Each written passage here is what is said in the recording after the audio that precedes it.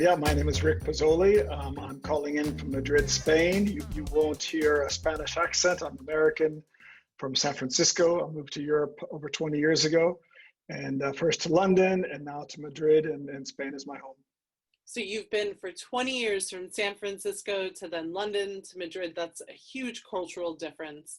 It must have shown you so much about why you can't automatically implant an American from San Francisco or otherwise in a very European city like Madrid to then do business there because they don't speak the language or culture, right? Sure.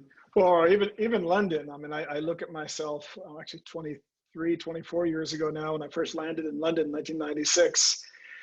And I was just so naive about Europe and about how business is done and about the layout of Europe and about the services that are needed. And it's baptism by fire. You learn on the ground, mistakes are made, and luckily those mistakes were made on somebody else's dime. But there is a lot to learn. There's a lot of value that an American can bring in Europe with kind of the more, let's say, aggressive or more proactive sales and marketing strategy. But at the same time, there's subtleties in Europe and nuances of Europe that you have to get right if you're going to be effective. So tell me about your experience. You worked with a telco in Europe, expanding the business there. Tell me about how that changed your view of working in tech. Sure. The company was Nortel Networks. It was a Canadian telco company selling into the deregulating telecom market. And it was really exciting place to be. We had created some new products. We launched them in Europe. I did work with sales contractors to open up some new markets in the Middle East and Africa, so learned a lot about working with contractors. It was a bit of a struggle because I had to find each individual contractor independently. There wasn't really a team I could turn to. So that kind of raised an idea of a need in the market. And then in 2000, I left Nortel and joined a fiber optic company as GM of Europe to launch the business. And we hired some really good people from Cisco in the UK, France, and Germany who really knew the telco market well, got into all the big tier 1 and tier 2 telco operators.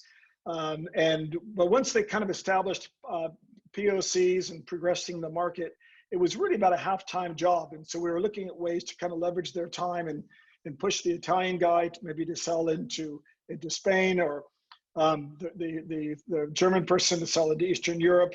But these were markets that they didn't know. They didn't have the language. They didn't have the contacts. And they weren't nearly as effective in those markets as they were in their home market. So again, it kind of built on the idea of there's a need for a specialized sales team that can really be qualified for the target market and source to companies on demand as much as they needed. And in this case, really what this company needed was half-time senior salespeople in the optical market who knew the telco space in target markets like UK, France, Germany, Spain, Italy at the local level.